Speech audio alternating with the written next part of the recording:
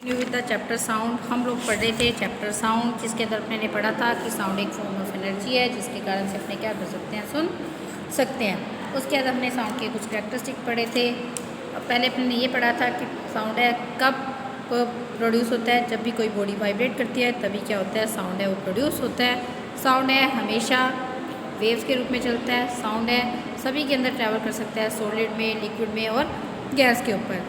उसके बाद अपने ने साउंड के कुछ कैरेक्टरिस्टिक पढ़े थे, amplitude, time period, loudness, quality, pitch. उसके बाद हमने पढ़ा था कि किस तरह से अपने को साउंड सुनाई देता है, कौन कौन सा साउंड अपने को सुनाई देता है, यानी कौन सा ऑडिबल होता है, कौन सा इनऑडिबल होता है। स्पीड ऑफ साउंड के बारे में पढ़ा था। स्पीड ऑफ साउंड के अंदर अपने ने पढ़ा था कि साउंड की स्पीड है सबसे ज़्यादा होती है, वो होती है सॉलिड के अंदर, जैसे इन्होंने बताया था कि साउंड की स्पीड है स्टील के अंदर 5000 मीटर पर सेकेंड, वाटर के अंदर 1500 मीटर पर सेकेंड, और उसके बाद एयर के अंदर क्या होती है, सिर्फ 340 मीटर पर सेकेंड होती है। तो इसी कारण से जब भी बिजली चमकती है और बादल गरजते हैं, हालांकि दोनों साउंड क्या होते हैं, दोनों फिनोमिना घटनाएं क्या होती हैं, एक साथ होती हैं, लेकिन अपने देखते हैं कि बिजली चमकती हुई अपने को पहले दिखाई देती है और साउंड अपने को बाद में सुनाई देता है। क्योंकि जब बिजली चमकती है तो स्पीड ऑफ लाइट क्या होती है, 3 लाख किलोमीटर पर सेकेंड, जबकि साउंड की स्पीड होती है वो होती है 340 मीटर पर सेकेंड। उसके बाद हमने पढ़ा था इको के बारे में। इको का मतलब होता है प्रतिध्वनि, जो अपने कई बार अपने पहाड़ों पर किसी खाली रूम में, बड़े रूम में चिल्लाते हैं तो हमारी आवाज़ हमारे को ही वापस लौट कर सुनाई देती है। इसको अपने क्या बोलते हैं, इको के नाम से जानते हैं। तो साउंड है जो भी अपने होता है, साउंड भी नॉर्मल हीट लाइट की तरह क्या होता है, रिफ्लेक्ट भी होता है और एब्जॉर्ब भी होता है। तो अपनी इको है कब सुनाई देती है, कम से कम भी अपना ओरिजिनल साउंड है और जो अपना रिफ्लेक्टेड साउंड है उसके बीच में अगर टाइम डिफरेंस 1/10 सेकेंड का होता है, तभी अपने को क्या होती है कि इको है सुनाई देती है। ये अपने ने डिस्टेंस निकाली थी। डिस्टेंस निकालने के लिए फॉर्मूला होता है स्पीड इंटू टाइम। स्पीड अपने को पता ही है साउंड की क्या होती है, 340। टाइम इन्होंने बोल ही दिया कि जो अपना ओरिजिनल साउंड है और जो अपना रिफ्लेक्टेड साउंड है, अगर उनके बीच में टाइम इंटरवल 1/12 से 10 सेकेंड का है तभी अपने को सुनाई देता है। तो distance is equal to speed into time, तो 340 इंटू 1/10, यानी डिस्टेंस क्या हो जाती है 34 मीटर। लेकिन 34 मीटर क्या होती है, जाने और आने दोनों की होती है। तो यानी अगर हम कम से कम भी 17 मीटर पर किसी दीवार से खड़े होते हैं तो अपने को अपना साउंड क्या होता है कि वापस अपनी इको है वो सुनाई देती है। फिर अपने ने साउंड एब्जॉर्प्शन पढ़ा था। साउंड एब्जॉर्प्शन क्या होता है कि जो चीज़ें होती हैं वो क्या करती हैं, जो भी हार्ड सरफेस होती हैं वो तो क्या करती है, साउंड को रिफ्लेक्ट करती हैं, जबकि सॉफ्ट चीज़ें होती हैं वो सारी की सारी क्या करती हैं, साउंड को एब्जॉर्ब करती हैं। अब हम बात करते हैं साउंड प्रोड्यूस बाय ह्यूमंस के अंदर साउंड कैसे प्रोड्यूस होता है। ये कह रहा है कि put a hand finally on your throat and sing. ओ, ये कह रहा है कि अपने हाथ को अपने गले पे रखो और एक गाना गाना शुरू करो।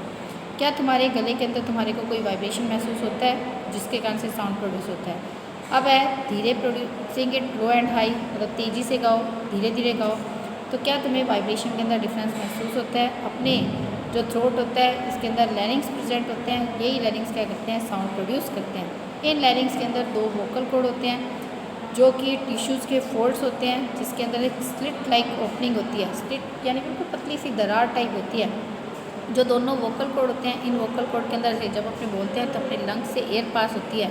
तो जब इस स्लिट के अंदर से एयर पास होती है तो अपने वोकल कॉर्ड वाइब्रेट होते हैं, जिसके कारण से क्या होता है कि साउंड है वो प्रोड्यूस होता है। तो जब भी अपने बोलते हैं एयर है ओपनिंग से पास होती है और वोकल कॉर्ड वाइब्रेट होते हैं, जिसके कारण से क्या होता है, साउंड प्रोड्यूस होता है।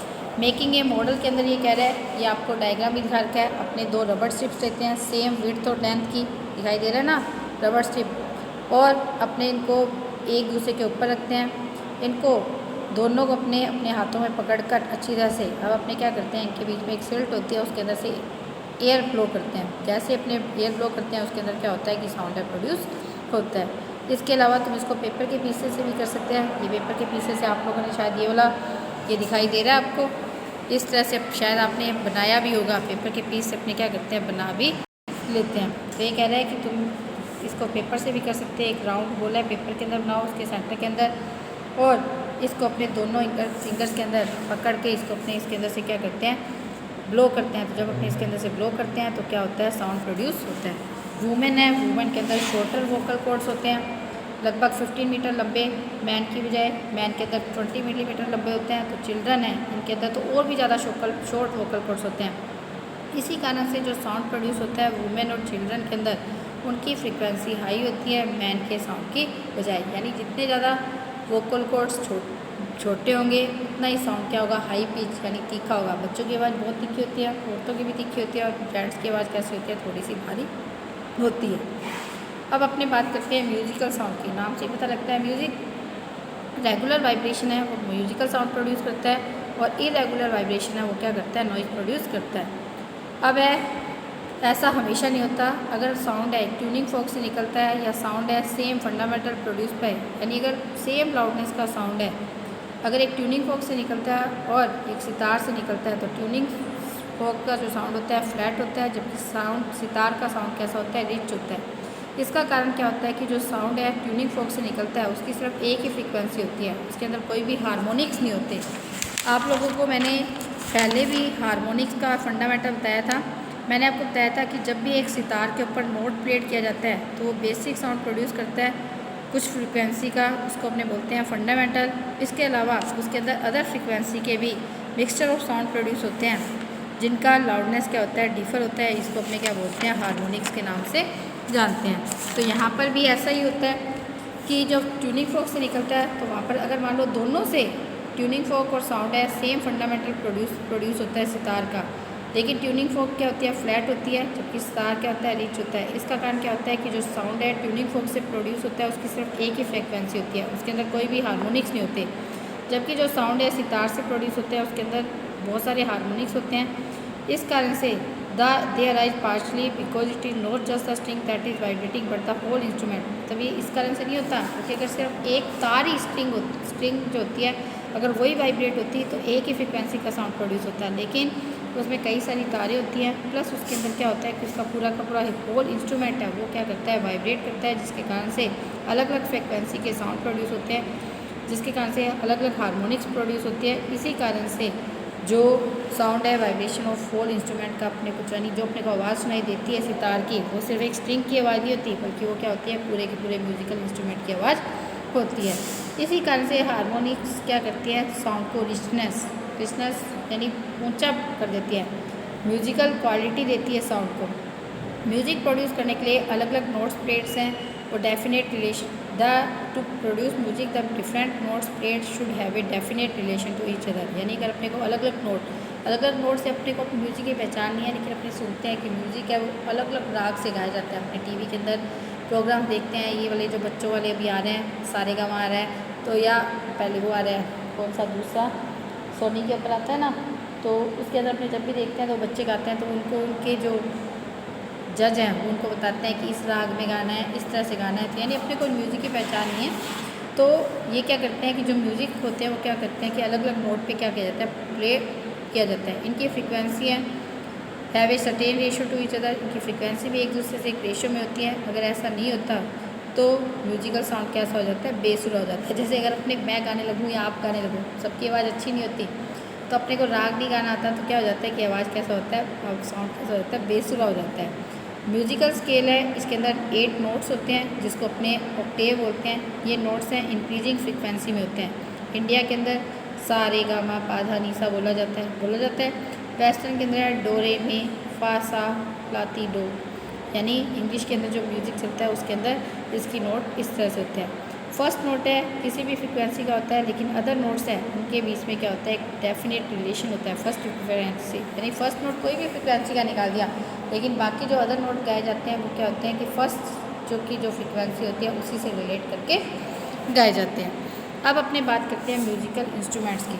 म्यूजिकल इंस्ट्रूमेंट हैं वो वाइब्रेशन प्रोड्यूस करते हैं अलग अलग तरह का, जिसके कारण से म्यूजिक प्रोड्यूस होता है। ये काइंड्स मतलब किस तरह का वाइब्रेशन प्रोड्यूस हो रहा है उसी के ऊपर डिपेंड करता है। 3 तरह के होते हैं, एक होते हैं स्ट्रिंग जैसे सितार, गिटार, वीणा, सबके अंदर स्ट्रिंग होते हैं।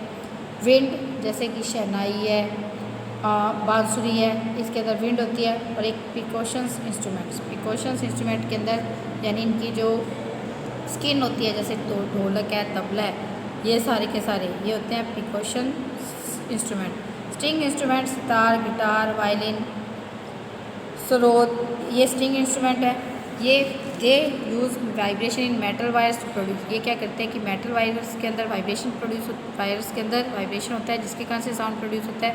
फ्रिक्वेंसी है साउंड की अलग अलग होती है, क्योंकि इनकी जो वाइब्रेटिंग वायर्स होती है उनकी लेंथ क्या होती है, अलग अलग होती है। सितार के अंदर शॉर्टर होती है वायर की लेंथ, तो इसका साउंड क्या होता है, बहुत ज़्यादा हाई पिच का होता है। यानी जैसे जैसे तार लंबी होती है साउंड क्या हो जाता है, लो पिच का होना शुरू हो जाता है। लो पिच का मतलब थोड़ा सा क्या हो जाता है, भारी होना शुरू हो जाता है।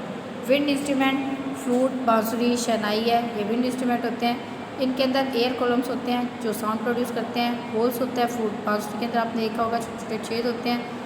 फॉर एग्जाम्पल आर ओपन और क्लोज इन ऑर्डर टू, तो उसके अंदर आप लोगों ने कभी भी देखा होगा कि जो गायकार होता है वो क्या करता है, अपनी 2 उंगलियों से कभी होल्स को क्लोज करता है और कभी क्लोज करता है, ओपन और क्लोज करता है, जिसके कारण से वो क्या करता है कि एयर कॉलम्स की लेंथ है उसको क्या करता है, बार बार चेंज करता है, जिसके कारण से साउंड की पिच क्या होती है, चेंज होती है। अपने लिए बांसुरी, अपने लिए देखो, अगर आप लोगों को, मुझे नहीं पता म्यूजिकल इंस्ट्रूमेंट बजाने आते हैं या नहीं बजाने आते, मुझे कोई भी म्यूजिकल इंस्ट्रूमेंट की नॉलेज नहीं है, तो अपने लिए तो सारे के सारे म्यूजिक क्या होते हैं, एक जैसे हैं। बस हाँ, अपने को ये पता लगता है कि कौन सा अच्छा लग रहा है और कौन सा अच्छा नहीं लग रहा, लेकिन अपने को क्या आते हैं कि सारे के सारे म्यूजिक क्या होते हैं, एक जैसे से सुनाई देते हैं, लेकिन ऐसा नहीं होता।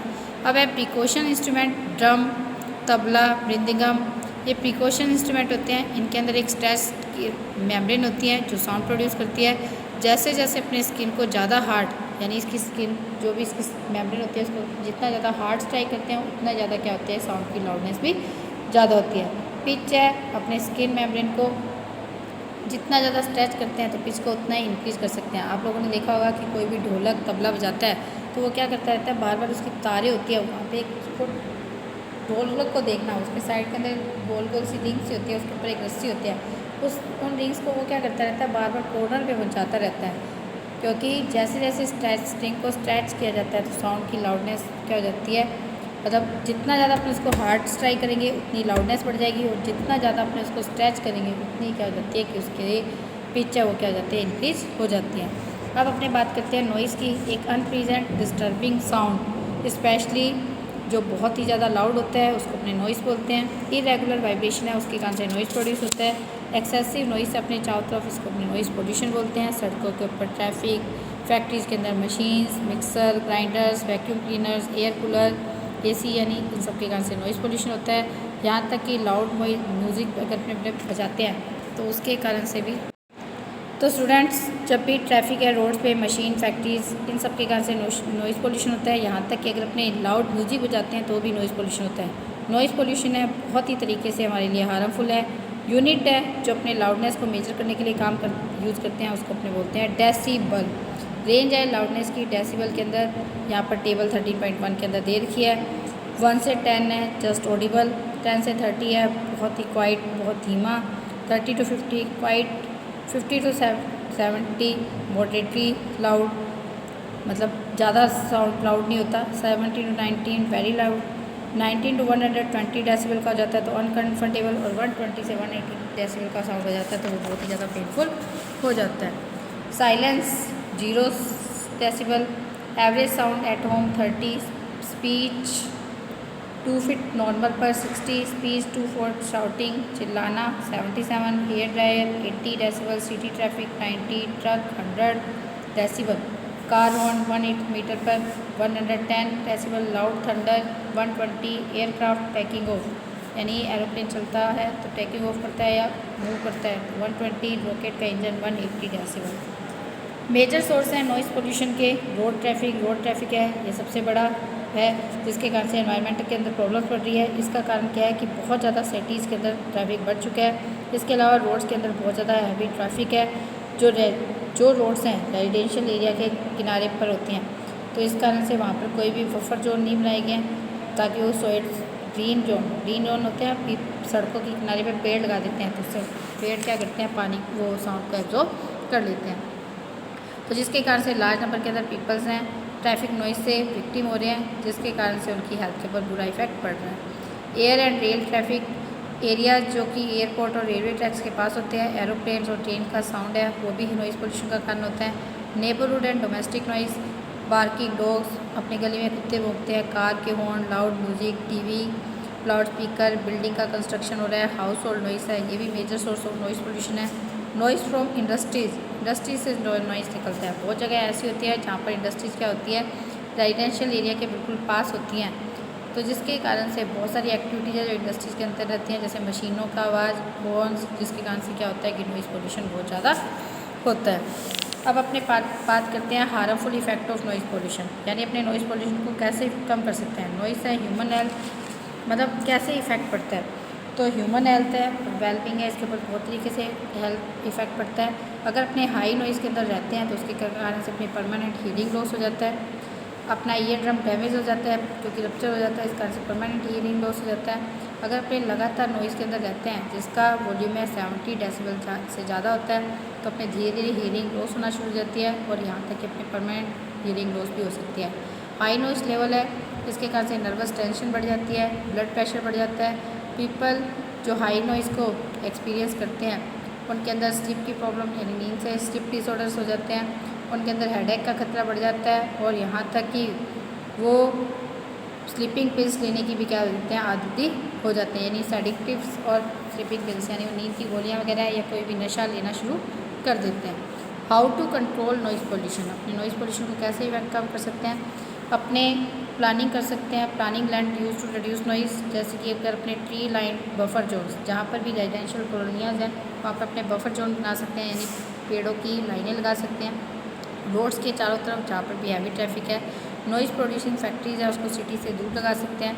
नॉइज़ पोल्यूशन है जो low reducing noise emission by developing low noise products, for example better silence for automobiles, यानी अपने जो भी जैसे कई बार आपने देखते हैं कि टीवी के अंदर अपने देखते हैं कि पिस्तौल चलती है जिसके कारण से इंसान की डेथ हो जाती है, लेकिन गोली की आवाज़ नहीं आती क्योंकि उनके अंदर क्या लगे होते हैं, साइलेंसर लगे होते हैं। तो अपने भी ऑटोमोबाइल्स के अंदर क्या कर सकते हैं, साइलेंसर यूज़ कर सकते हैं। मेजर्स जैसे कि screens and enclosures around machinery to obstruct the path of noise, अपने यानी कुछ स्क्रीन्स या कुछ भी इनक्लोजर्स यानी मशीन्स को अपनी फैक्ट्री की जो मशीनें होती हैं उनके चारों तरफ कोई स्क्रीन्स है या उनको इनक्लोजर्स लगा देते हैं, मतलब किसी भी चीज़ के मेटल वगैरह के, ताकि वो क्या कर सके कि उससे साउंड है वो बाहर ना आ सके। इसके कारण से जो पीपल है फैक्ट्री के अंदर वर्क करते हैं या नियर फैक्ट्री के रहते हैं उनको दिक्कत नहीं होगी। ईयर प्लग्स हैं, जो भी हाई नॉइज़ प्रोड्यूसिंग इंडस्ट्रीज़ के अंदर लोग काम करते हैं उनको ईयर प्लग का यूज़ करना चाहिए। घर के अंदर अपने को डबल ग्लास विंडोज़ लगा देनी चाहिए ताकि अपने शोर से दूर रहें। अपने को रिक्रिएशनल नॉइज़ जैसे कि लाउड स्पीकर का यूज़ है उससे अपने को कंट्रोल करना चाहिए। कुछ एरिया जैसे हॉस्पिटल्स है, एजुकेशनल इंडस्ट्रीज़ है, वहाँ पर अपने को नो हॉर्न जोन बना देना चाहिए, वहाँ पर हॉर्न बजाना भी मना होना चाहिए। पब्लिक अवेयरनेस लोगों के अंदर करनी चाहिए ताकि हार्मफुल इफेक्ट है नॉइज़ के अपने इससे क्या कर सके, बच सके। लोगों को टीवी की आवाज़ है उसको धीरे रखना चाहिए, म्यूजिक को कम बजाना चाहिए ताकि वो नॉइज़ को क्या कर सके, कम कर सके। तो यानी कुछ मेजर्स हैं जिससे अपने क्या कर सकते हैं कि पब्लिक प्लेसेस पे लोगों को अपने साउंड को कम कर सकते हैं और इसके लिए पब्लिक का पार्टिसिपेशन क्या होता है, ज़रूरी होता है। अब यहाँ पर गोल गुम्बद बता के एक ह्यूज म्यूजिशियन है huge mausoleum of Mohammad Adi Shah, वो was the ruler of Bijapur in Karnataka. अच्छा, यहाँ पर ये है कि यहाँ पे एक डोम है, डोम के अंदर अगर कोई भी मतलब अगर अपने कोई छोटी सी भी हल्की सी भी मतलब फुसफुसाहट करते हैं तो 40 metre other side of gallery के अंदर वो क्या की जा सकती थी, आवाज़ सुनी जा सकती थी। ये गोलकुंडा फोर्ट के अंदर भी है ऐसा कुछ। मैं आपको नेक्स्ट मतलब वीडियो तो ख़त्म हो जाएगी इस चैप्टर की, लेकिन आगे बताऊँगी। अब है न्यू वर्ड्स हैं, एम्पलीट्यूड, मैक्सिमम डिस्टेंस है जो ओसिलेशन का मेन पोजीशन से उसको अपने बोलते हैं एम्पलीट्यूड। एक ओसिलेशन को पूरा होने में जो टाइम लगता है उसको बोलते हैं time period. Number of oscillation है पर सेकंड, उसको बोलते हैं फ्रीक्वेंसी। लो फ्रीक्वेंसी साउंड जिसको ह्यूमन बीइंग नहीं सुन सकता उसको बोलते हैं इंफ्रासोनिक साउंड। जो अपने लाउडनेस को मेजर भी करते हैं उसकी यूनिट को अपने क्या बोलते हैं, डेसिबल के नाम से जानते हैं। इस चैप्टर में अपने ने पढ़ा कि टू एंड फ्रो मोशन है उसको वाइब्रेशन बोलते हैं। मैक्सिमम डिस्टेंस है वाइब्रेटिंग ऑब्जेक्ट का मेन पोजीशन से उसको एम्पलीट्यूड बोलते हैं। लाउडनेस है एम्पलीट्यूड के ऊपर डिपेंड करती है। एक ओसिलेशन को कंप्लीट होने में जो टाइम लगता है उसको टाइम पीरियड बोलते हैं। नंबर ऑफ ओसिलेशन पर सेकंड को फ्रीक्वेंसी बोलते हैं जिसको अपने हर्ट्ज में मेजर करते हैं। पिच है साउंड की फ्रीक्वेंसी के ऊपर डिपेंड करती है। क्वालिटी है साउंड की तो फ्रीक्वेंसी जो प्रेजेंट होती है और उसकी जो रिलेटिव लाउडनेस होती है उसके ऊपर डिपेंड करती है। ह्यूमन ईयर के 3 पार्ट होते हैं, आउटर, मिडल और ईयर। ऑडिटरी नर्व है, इनर ईयर को ब्रेन से जोड़ती है। ह्यूमन्स हैं वो साउंड जिसकी फ्रीक्वेंसी 20 हर्ट्ज से 20,000 हर्ट्ज तक होती है उसको सुन सकते हैं। अगर साउंड 20 हर्ट्ज से कम होता है उसको इंफ्रासोनिक साउंड, 20,000 हर्ट्ज से ज़्यादा होता है तो अल्ट्रासोनिक साउंड बोलते हैं। साउंड को चलने के लिए एक मीडियम की ज़रूरत होती है। मीडियम, सॉलिड, लिक्विड, गैस कुछ भी हो सकता है। साउंड सबसे ज़्यादा सॉलिड में फास्ट, लिक्विड में उससे कम और गैस में सबसे कम ट्रैवल करता है। एक इको है, कोई भी रिफ्लेक्शन है साउंड का हीलिंग से या बिल्डिंग से होता है, उसको इको बोलते हैं। ह्यूमन है, ह्यूमन्स के अंदर लैरिंग्स होते हैं जिसके अंदर वोकल कॉर्ड्स होते हैं, वो वाइब्रेट करते हैं जिसके कारण से साउंड प्रोड्यूस होता है। म्यूजिकल इंस्ट्रूमेंट 3 टाइप के होते हैं, string, wind and precautions. Excessive noise अपने एनवायरनमेंट में जिसको अपनी नॉइस पोल्यूशन बोलते हैं, ये ह्यूमन हेल्थ के लिए क्या होता है, बड़ा बुरा होता है। साउंड है, वाइब्रेशन के कारण से प्रोड्यूस होता है। इरेगुलर होता है तो नॉइस बोलते हैं। नॉइस पोल्यूशन के कारण से industrial, domestic, neighbourhood, traffic road. Vibration musical sound के कारण से प्रोड्यूस होता है जिसके अंदर स्ट्रिंग, विंड और प्रिकॉशंस। साउंड को चलने के लिए मीडियम की जरूरत होती है। सॉलिड सबसे मैक्सिमम स्पीड, लिक्विड उससे कम, गैस में सबसे कम। कैरेक्टरिस्टिक है, लाउडनेस डिपेंड करता है एम्पलीट्यूड पर, पिच डिपेंड करती है फ्रीक्वेंसी पर, क्वालिटी डिपेंड करती है हार्मोनिक्स के ऊपर। फ्रीक्वेंसी है 20 से 20,000 हर्ट्ज तक ऑडिबल रेंज, 20 हर्ट्ज और 20,000 हर्ट्ज, 20 हर्ट्ज से कम और 20,000 हर्ट्ज से इनऑडिबल। स्टूडेंट्स, ये आपका चैप्टर खत्म होता है। Thank you, have a nice day.